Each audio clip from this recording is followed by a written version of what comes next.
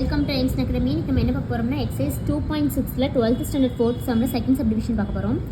Question என்ன கொடுத்துருக்காங்கன்னா, show that the following equation represent a circle and find its centre and radius அப்படின்னு சொல்லிட்டாங்க. Third subdivision என்ன கொடுத்துருக்காங்கன்னா, modulus of 3z minus 6 plus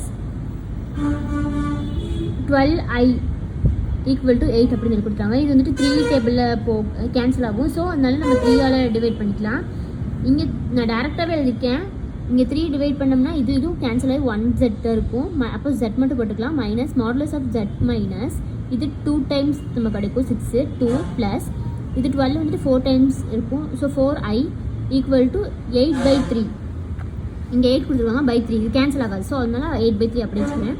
z minus 2i இது வந்துட்டு நமக்கு ஏன் அப்படி ஏன் நம்ம z மைனஸ் 4i அப்படின்னு சொல்லி நம்ம எழுதிக்கலாம். ஈக்குவல் டு 8 மைனஸ் 3 அப்படி போட்டு எழுதிக்கிறோம்.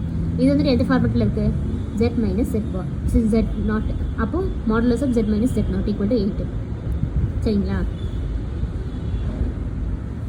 சென்டரோட வேல்யூ வந்துட்டு 2 மைனஸ் 4i, ஆரோட வேல்யூ வந்துட்டு 8/3. தேங்க்யூ.